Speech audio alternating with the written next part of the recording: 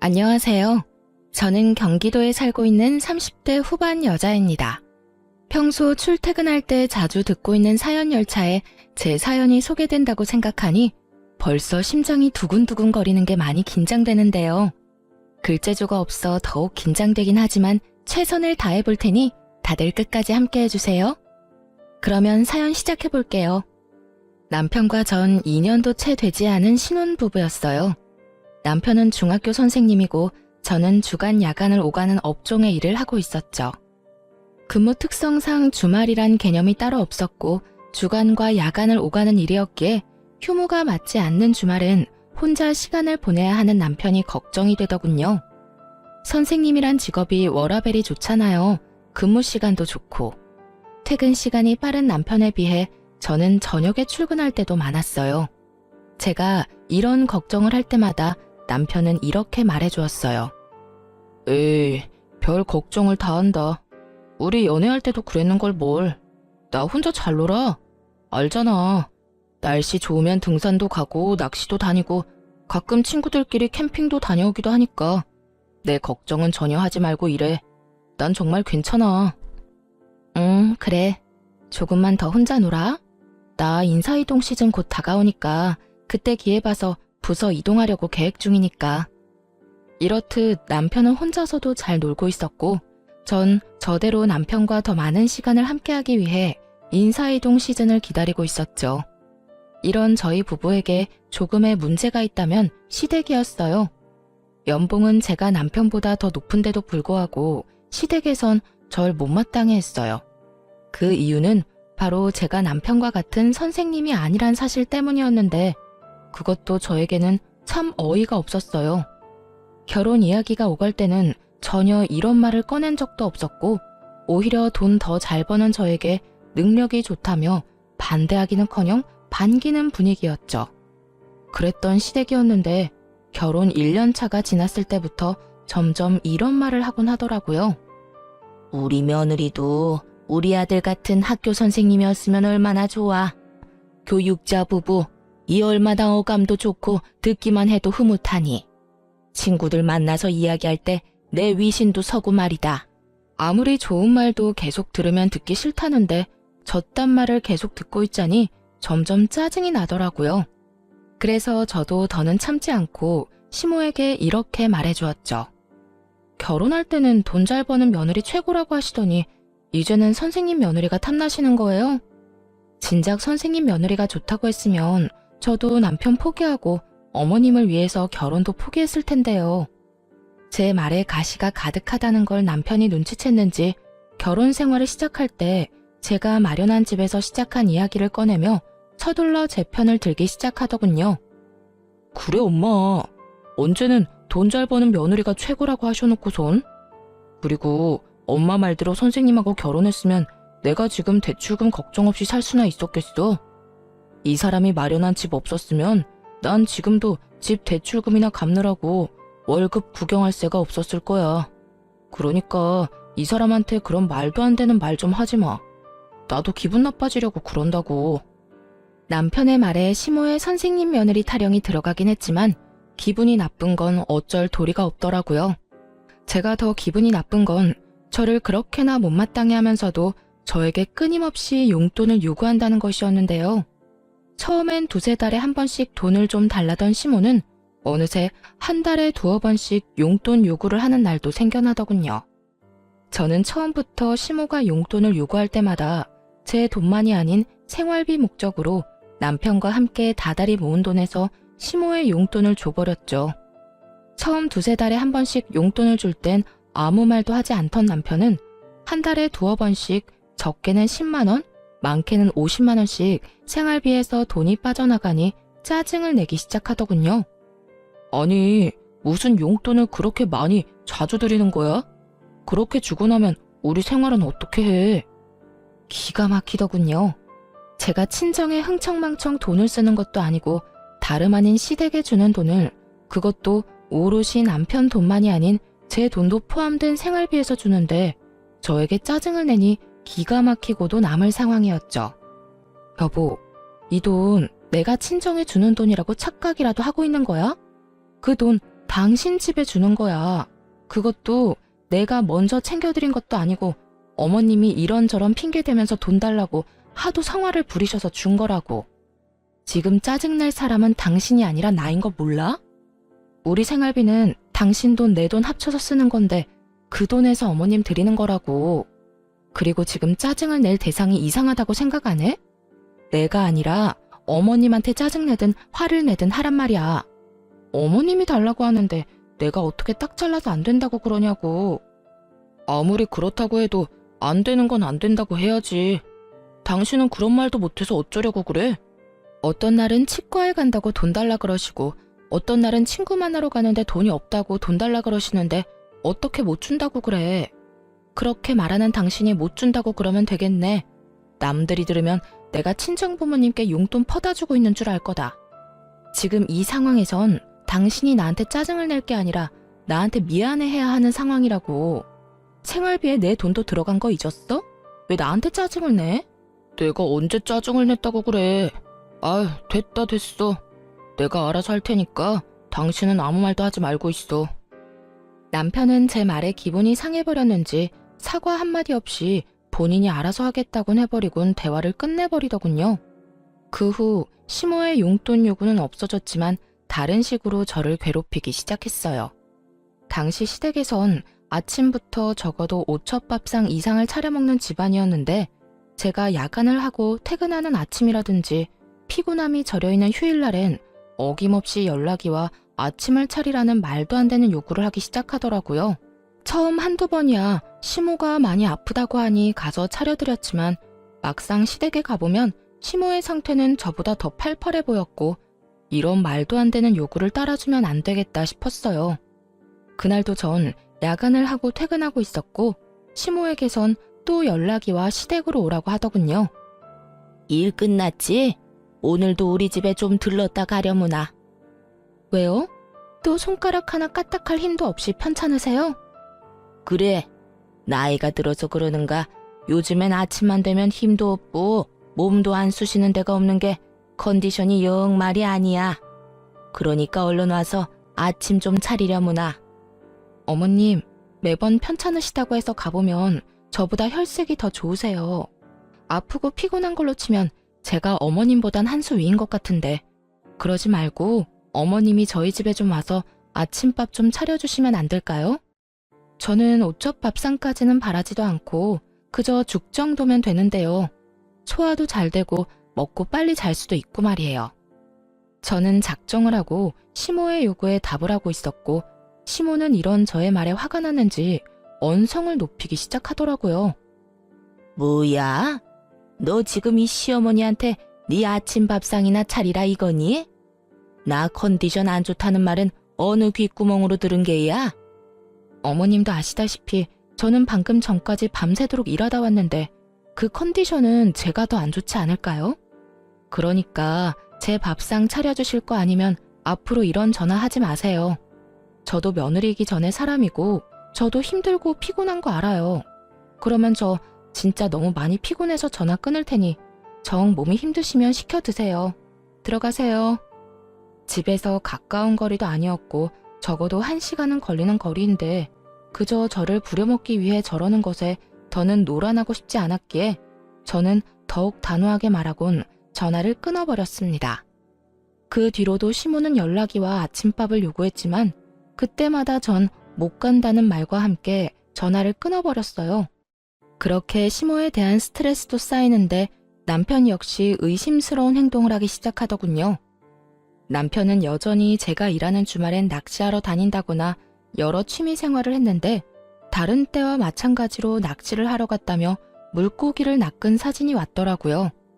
대어를 낚은 사진이었는데 밝게 웃고 있는 남편의 뒤로 거울에 남편의 사진을 찍어주고 있는 여자의 모습이 보이는 것이 아니겠어요?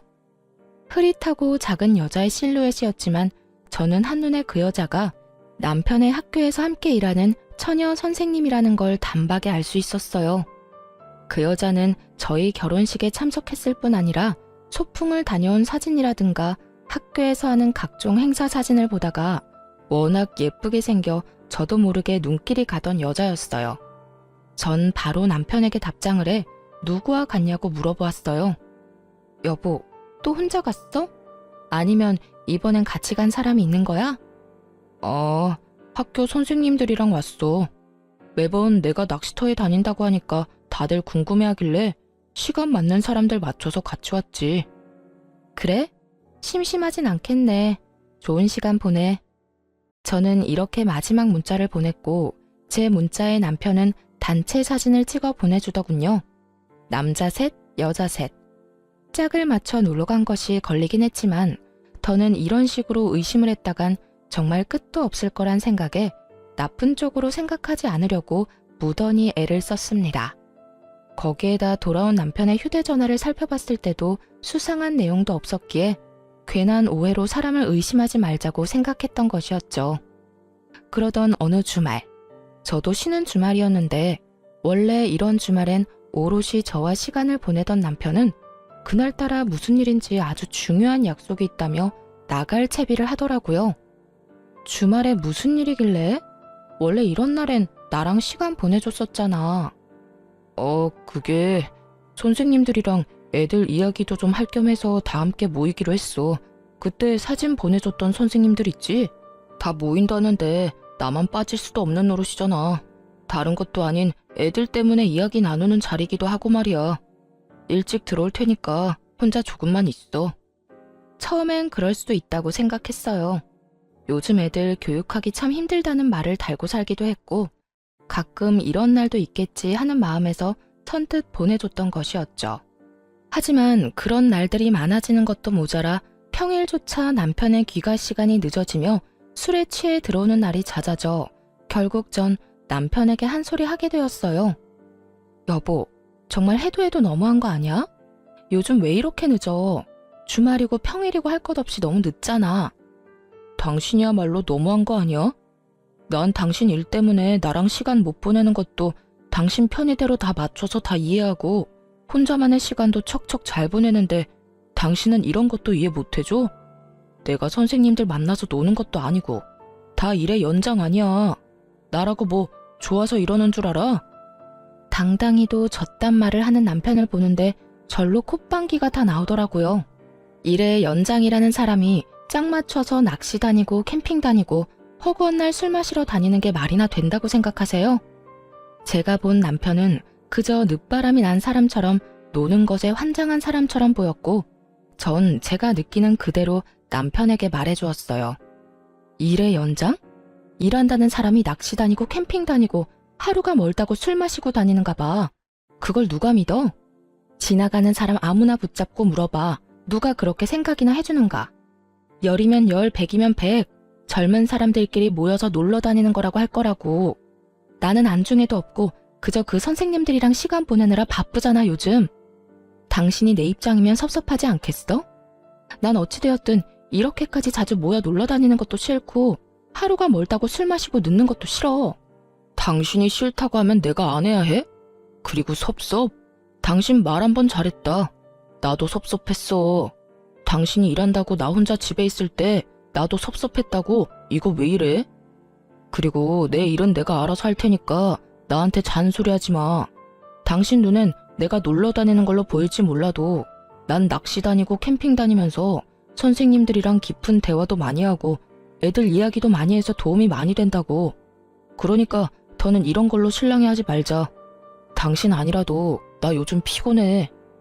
남편은 더는 저와 대화도 하기 싫다는 듯 고개를 좌우로 내저으며 자리를 피해버렸고 그 뒤로 늦는 일이 줄어들지 않더군요.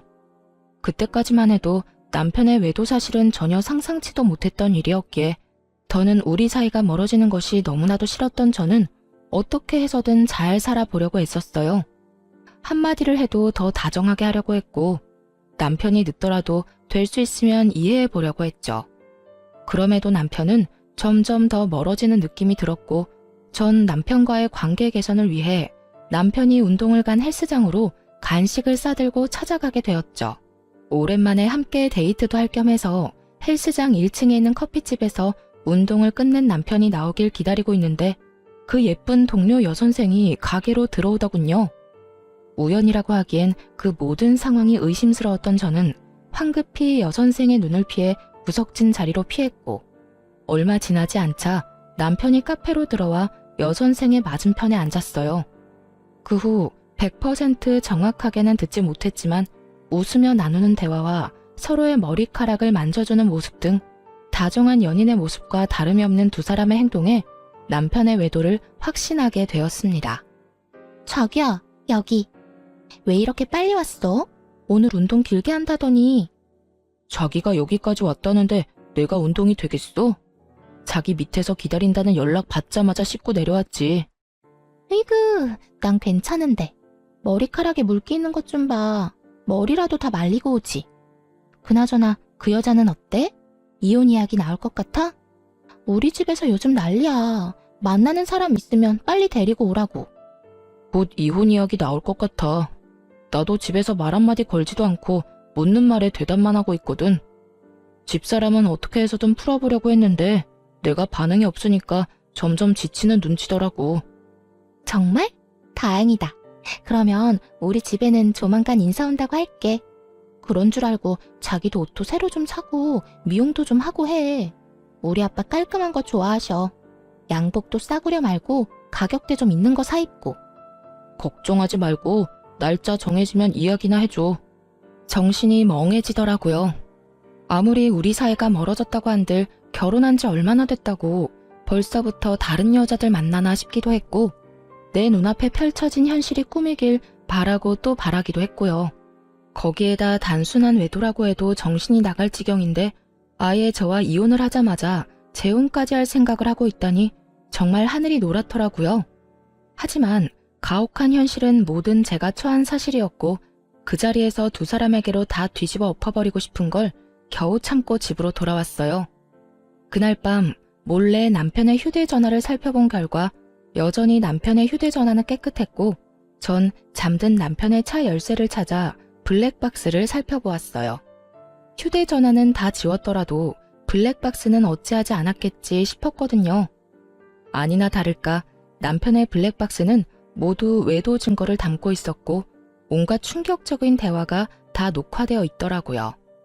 자기야, 다음 주에는 선생님들한테 캠핑 가자고 하자.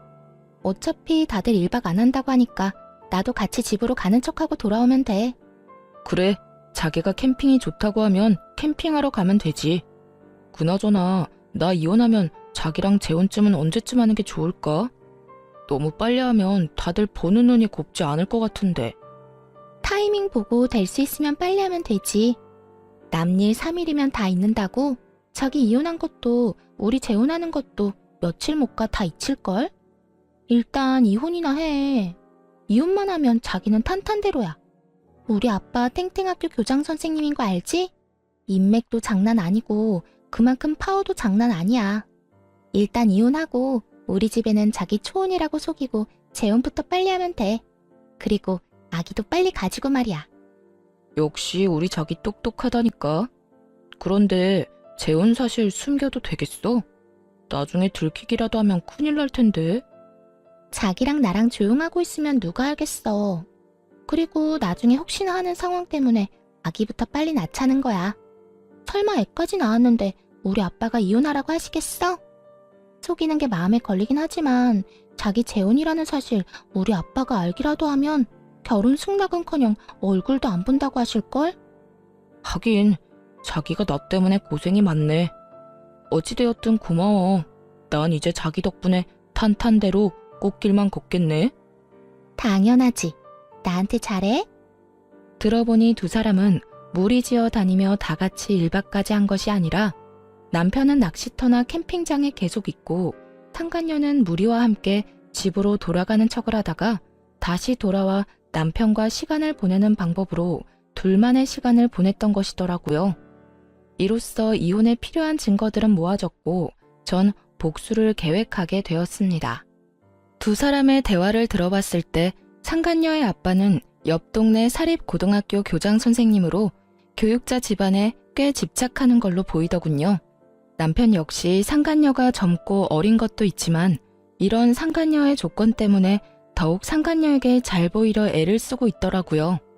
두 사람은 저와 이혼을 될 수 있으면 빨리 한 후 재혼 역시 서두를 생각을 하고 있었고 그렇게 자신들의 앞날은 꽃길일 거라 확신하고 있었죠. 전 이 모든 걸 산산조각 내주어야겠다고 생각했고 저의 계획은 바로 다음 날부터 시작되었어요. 전 우선 블랙박스 복사본을 상간녀의 아빠 학교로 보내버렸어요. 상간녀가 워낙 자랑스럽다는 듯 학교 이름을 언급해주는 바람에 쉽게 복사본을 보낼 수 있었죠. 그 다음 복사본은 남편과 상간녀가 일하는 학교 교장실로 보내버렸어요. 퀵 배달 기사분이 친절하게도 직접 교장 선생님께 전달을 해주었다는 연락까지 주셨고 전 별다른 걱정 없이 집에서 두 사람을 기다리고 있었죠. 학교 점심시간이 되자 두 사람은 득달같이 집으로 왔고 저를 향해 온갖 비난의 말을 쏟아내기 시작하더군요. 여보세요? 당신 남편 바람 피우고 있는 걸 알았으면 조용히 이혼이나 할 것이지. 학교 교장실로 그런 걸 보내면 어쩌자는 거예요. 다 같이 망하자는 거야 뭐야? 일에서 못 배운 것들은 상종하면 안 되는 건데 굳이 이렇게까지 해서 내 앞길을 막았어야 했어요? 나도 배울 만큼 배웠고 나도 좋은 대학, 좋은 성적으로 졸업했어. 그리고 진짜 상종 못할 인간은 너 아니니? 남의 남편이랑 노란한 주제에 뭘 잘했다고 여기까지 찾아와서 큰 소리야? 불륜이나 저지른 주제에 앞날이 창창할 줄 알았니? 남편 간수 똑바로 안 한 사람이 잘못이지 내가 잘못인가요? 그리고 내 앞날은 이까진 일로 안 무너져요. 우리 집이 어떤 집인데. 이까짓 학교 그만두고 다른 학교 다시 다니면 되거든요? 어디 비빌 언덕 없는 자기랑 같은 줄 아나? 상간녀는 시골에 계시는 저희 부모님과 자신의 부모를 비교하며 비아냥거리기 시작했고 남편 역시 그런 상간녀의 편을 들며 저를 나무라기 시작하더군요. 그러니까 당신이 그런 짓 한다고 해서 복수가 될 것 같아? 우리가 당신 뜻대로 무너질 것 같아? 얼마나 보고 배운 게 없으면 그딴 교양 없는 짓거리를 해. 오늘 우리가 얼마나 개망신당한 줄이나 알아? 정말 누가 할 말을 누가 하는 것인지 알 수가 없는 상황이더군요. 거기에다 아직 앞날이 꽃밭일 거라 확신하는 걸 보니 아직 상간녀의 본가에선 아무런 연락을 받지 못한 것 같기도 했고요. 그 잘난 교장 아빠가 상간녀에게 연락을 하길 기다리라고 했지만 저딴 식으로 기고만장한 꼴을 더는 볼 수 없어 모든 사실을 알려주기로 했죠. 당신은 정신이나 좀 차려. 누가 할 말을 누가 하고 있는 거야? 교양? 보고 배운 게 없어? 그건 내가 할 말이라고 생각 안 하니? 지금 교양 없이 더러운 외도나 저지르고 있고 보고 배운 것도 없이 적반하장으로 화를 내고 있는 사람이 누군데 그딴 소리를 나한테 하는 거야? 그리고 지금 아주 큰 꿈을 꾸고 있는 것 같은데 내가 모든 사실을 안 이상 그 꿈도 물거품이 될 거라고 생각 안 하니? 뭐라고? 당신 그게 무슨 말이야? 또 무슨 짓을 한 거야? 그러게, 이 여자가 지금 뭐라고 하는 거야? 설마, 아니죠? 아니긴, 내가 당신들 학교에만 복사본을 보냈을 것 같아? 너네가 어느 학교 어느 교장실에 누가 있는지 친절하게 알려줬는데 그런 눈으로 봐도 소용없어. 이미 복사본은 네가 비빌 언덕인 네 아빠한테도 보내버렸고 잘 전달되었다고 연락도 받았으니까. 그제야 모든 사실을 한 두 사람은 얼굴이 사색이 된다 싶더니 저에게 득달같이 달려들더군요. 거짓말이지? 당신 나랑 지혜 골려주려고 거짓말하는 거잖아. 당신이 정말 그런 짓을 했으면 앞으로 내 앞길은 누가 닦아주냐고. 자기는 지금 자기 출세 따위가 문제야? 우리 아빠가 알면 나 집에서 쫓겨나는 건 둘째치고 영까지 끊길 수도 있다고. 내가 어떻게 해서든 아빠 눈에 들어야 당신한테도 기회가 간다는 거 몰라? 저기요, 정말 우리 아빠한테 그 복사본 보낸 거예요? 아니죠. 내가 뭘 그렇게 잘못했다고 그렇게까지 해요. 제발 아니라고, 거짓말이라고 해줘요. 뭘 그렇게까지 잘못했냐고? 간통죄가 폐지됐다고 불륜이 정당화된 줄 아니? 너 조강지처가 버젓이 두 눈 뜨고 있는데 몰래 만나는 것도 모자라서 이혼까지 시키려고 했었어. 그 정도면 나한테 죽을 죄를 지었다고는 생각 안 하니? 복사본을 정말로 보냈냐고? 생각 같아선 복사본을 보내는 게 아니라 직접 가지고 가서 틀어주고 싶은 걸 겨우 참았어.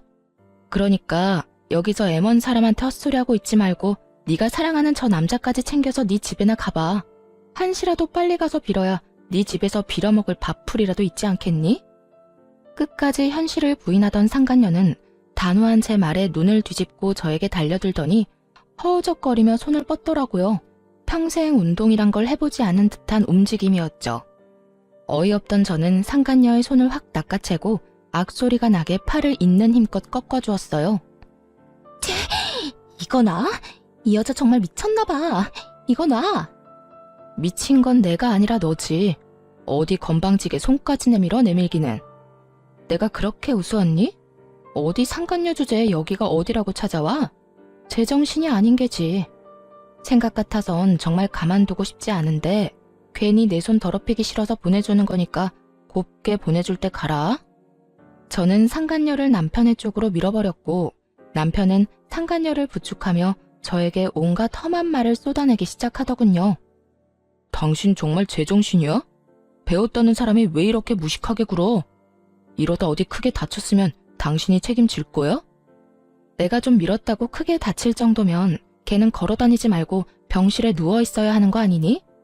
그 정도로는 진단서도 안 나오니까 걱정하지 말고 얼른 가. 여기서 더 소란 피웠다간 나 진짜 경찰이라도 부를 거니까. 그런 줄 알고 더 난동 피우려면 피워보든가. 전 두 사람을 향해 경찰을 부를 거라며 으름장을 놓았고 두 사람은 끝까지 저에게 험한 말을 쏟아내며 돌아가더군요. 전 두 사람이 가자마자 비밀번호도 바꿔버렸고 이 모든 것을 예상해 몰래 모든 상황을 녹화 중이던 휴대전화도 잘 챙겨두었어요. 이로써 더욱 확실하게 이혼 준비를 마친 저는 이혼 소송을 준비했습니다. 남편과 상간녀는 물론이었고 시모에게까지 위자료를 청구했어요. 시집살이 좀 시켰다고 시모에게까지 위자료 청구를 한 것이냐고요? 아니요. 제가 본 블랙박스엔 두 사람 말고도 시모도 함께 찍힌 녹화본이 꽤 있었는데 알고 보니 시모는 두 사람의 외도 사실을 진작부터 알고 절 괴롭히고 있었더군요. 그러니까 제 입에서 이혼 이야기가 나오게 저를 괴롭히고 있었던 것이었어요. 엄마, 집사람 괴롭히고 있는 거 맞지? 왜 별말이 없지? 말도 마라. 그렇게나 괴롭히는데 애가 기죽기는커녕 되려 나를 가르치려고 들고 있어. 넌 도대체 어디서 그렇게 독한 애를 데리고 왔니? 다른 여자들 같으면 이 정도 하면 울고 불고 어머님 저한테 왜 이러세요? 말 정도는 나와야 할 텐데 네 집사람은 도리어 나한테 싫다. 앞으로 이런 거 시키지 말라고 하더라. 내가 기가 막혀서. 그래서 더 괴롭히지도 못한다는 말이야? 그러면 내가 그냥 이혼하자고 해야 해? 내가 이혼하자고 해도 집사람 안 해줄 텐데. 어이구 걱정하지 마. 이 엄마가 다 알아서 할 테니. 우선 네 할아버지 제사 다가오는 거 알지? 그때 불러서 일단 마음껏 부려먹으려 하고 있어. 그런데 우리 제사 안 지내잖아. 그러니까 더 화나는 거지. 이때까지 한 번도 지낸 적 없었던 제사를 갑자기 지낸다고 하면서 부려먹으면 더 화나지 않겠니? 다른 사람도 아닌 할아버지 제사라는데 안 올 수도 없을 테고. 그쯤 되면 시집살이도 그런 시집살이가 없다는 생각이 들면서 그냥 확 이혼하고 싶을 테니 조금만 기다려. 이야 대단하네 우리 엄마. 고마워 엄마. 내가 재혼해서 잘 풀리면 엄마한테 정말 잘할게. 그래 잘 좀 해. 그러게 진작 같은 학교 선생님을 만났으면 이런 고생은 안 해도 됐을 텐데. 어찌되었든 넌 아무 걱정하지 말고 재혼 준비나 잘해놔. 아무리 제가 밉다고 해도 시모까지 이혼을 돕고 있다는 사실을 알았을 땐 정말 치가 다 떨리게 화가 났었는데 소송을 하다 보니 그 더러운 계획에 함께해준 시모에게 고맙다는 마음마저 들더군요. 그 덕에 저는 받을 위자료도 더 많아졌고 기분도 통쾌해졌으니까요. 그렇게 전 세 사람 모두에게 위자료를 받고 이혼할 수 있었고 세 사람의 계획은 물거품이 되고 말았습니다. 공무원은 품위 유지 의무가 있는 거 다들 아시죠? 올바른 행실을 보여주고 교육자의 명예를 실추시키면 안 되는 두 선생님이 학생들 몰래 불륜을 저질렀다는 충격적인 소문은 굳이 제가 직접 퍼뜨리지 않아도 이미 입소문이 퍼져 있더군요. 남일은 3일이면 잊혀진다고 당당했지만 불륜, 그것도 선생님이란 직업을 가진 두 연놈들이 그런 짓을 했으니 동료 선생님들 사이에서 오고 가는 이야기를 귀가 밝은 학생들이 모를 리가 없잖아요. 알게 되는 건 시간 문제인 거죠. 3일이 아니라 한 달이 지나도 잠잠해지지 않고 오히려 학생들은 두 선생님을 대놓고 무시할 정도로 수업 태도가 좋지 않았대요. 그리고 교장 선생님은 이미 알고 계시니 징계도 당연 들어갔고요. 그렇게 전 남편과 상간녀는 학교에서 쫓겨난 것은 물론이었고 전 남편의 앞길에 꽃가루를 뿌려줘야 할 상간녀의 본가에서도 처참하게 쫓겨났다고 하더군요. 전 시모는 빚을 내서 저에게 위자료를 준 것도 모자라 선생님 아들과 선생님 며느리가 아닌 백수 아들과 백수 며느리를 꼼짝없이 데리고 살아야 하는 상황이라고 하더군요. 그렇게 자랑스럽게 여기던 아들이 순식간에 백수 이혼남이 되었으니 전 시모는 아주 억장이 무너졌는지 골골거리며 누워 지낸다더군요. 그 후 별다른 소식을 듣지 못하고 살았는데 1년 남짓 지났을 무렵 전 남편에게 울면서 연락이 왔더라고요. 여보, 나야. 잘 지내? 미쳤어? 여보라고? 혹시 너 치매 걸렸니? 우리 사이가 아직 혼인관계라고 착각하는 건 아니지? 갑자기 전화해서 왜 우는 소리야? 그게 그 여자 도망갔어. 바람도 병이라고 하더니 이번엔 학원 원장이랑 바람나서 도망갔다고. 심지어 그 남자도 유부남인데 말이야. 이게 말이나 돼? 어떻게 나한테 이럴 수가 있냐고. 전 남편은 생각이란 없는 사람처럼 울고불고하며 저에게 하소연을 쏟아내기 시작하더군요. 들어보니 학교에서 쫓겨난 두 사람은 학원가를 전전하며 취업 자리를 알아봤지만 불륜딱지가 제대로 붙어버린 두 사람의 취업은 쉬운 일이 아니었죠. 그러는 와중 상간녀는 학원에 취업이 되었는데 그 원장과 바람이 났고 그 원장 역시 유부남인데 바람이 나서 도망을 갔다며 하소연하는 전 남편을 보니 참 한심하다는 생각이 들더군요. 너야말로 참 가지가지한다. 네 부인이 다른 유부남이랑 바람나서 도망간 이야기를 왜 나한테 하는 거야? 그렇게 친구가 없니? 내가 무슨 네 친구쯤으로 착각하는 것 같은데 나 네 친구 아니고 너 새끼랑 이혼한 전부인이야. 그것도 네가 바람 피워서 헤어진 전부인. 제가 호통을 쳐대자 전 남편은 그제야 정신이 조금 돌아왔는지 우는 소리를 멈추고 저에게 사과를 하기 시작하더군요. 이혼하는 그 순간까지 단 한 번도 한 적이 없던 사과를 말이죠. 미안해. 내가 정말 미쳤었나 봐. 당신도 알다시피 우리 집도 나한테 큰 도움이 되는 집도 아니었고 그렇다 보니 그 여자 배경에 혹해서 나도 모르게 그런 결정을 내렸었어. 지금 와서 생각해보니까 내가 당신한테 정말 하면 안 되는 짓을 했다 싶어. 당신 같은 여자가 또 없는데 말이야. 이제 와서 그딴 말 하면 뭐래? 우리 어제 이혼한 것도 아니고 1년 전에 이혼했어. 거기에다 지금 부인이 바람나서 도망간 이 타이밍에 나한테 사과를 한다고? 왜? 직접 당해보니 내 심정이 이해라도 됐나 봐? 내가 직접 당해보니까 정말 당신한테 못할 짓 했다 싶더라. 내가 정말 미안해.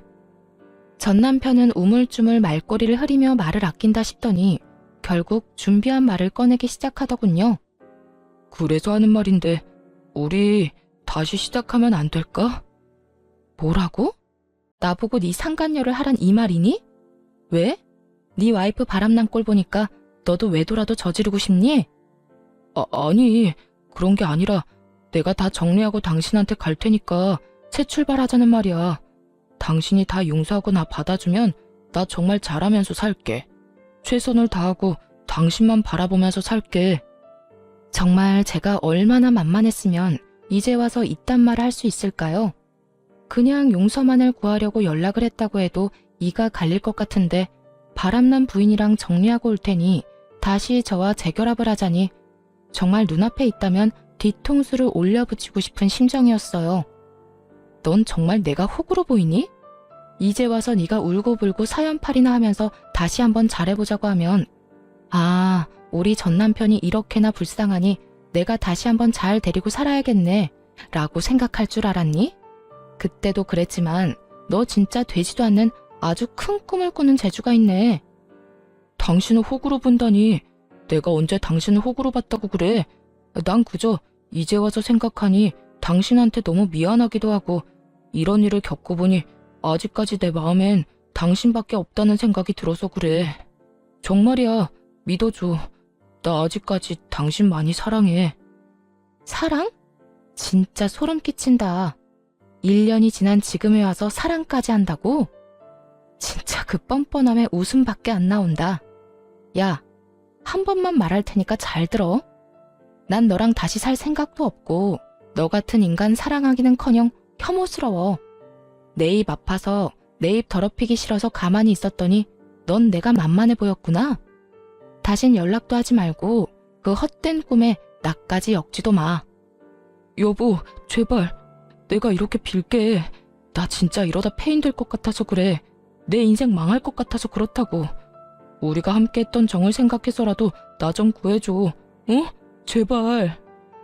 저는 곧장 전화를 끊어버렸고 그 후에도 연락이 왔지만 다 차단을 해버렸어요. 그렇게 그 인연도 정말 끝이라고 생각했는데 몇 달 뒤 생각지도 못한 전시모에게서 연락이 왔더라고요. 차단을 다 했는데도 불구하고 다른 번호로 전화가 와 피하지 못하고 그냥 받아버렸던 것이었어요. 아가, 잘 지내니? 결혼 생활을 할 때에도 단 한 번도 들어본 적이 없던 아가라는 호칭을 쓰는 전시모를 보며 정말 코웃음이 다 나더라고요. 아가라니 참 낯선 호칭이네요. 그나저나 무슨 일이세요? 그래, 이야기 들었는지 모르겠는데 우리 아들 그 빌어먹을 물건이랑 이혼했어. 이제 호적도 깨끗해졌단다.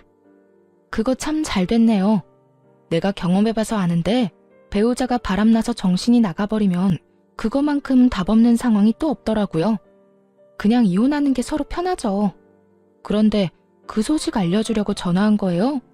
전 그런 소식 궁금하지도 않고 듣고 싶지도 않은데요. 냉정하고도 단호한 저의 말에 전 시모는 잠시 한숨을 크게 내쉬더라고요. 그렇게 잠깐의 정적이 흐르는가 싶더니 어렵게 말을 꺼내기 시작했어요. 그래, 내가 네 마음 다 이해한다. 얼마나 성훈이가 밉겠어. 그런데 잘 생각해보면 우리 성훈이가 잘못한 게 없기는 해. 그 젊고 예쁜 여자가 심지어 집안까지 교육자 집안인 여자애가 좋다고 그렇게 쫓아다니는데 남자라면 눈길이 가지 않겠니?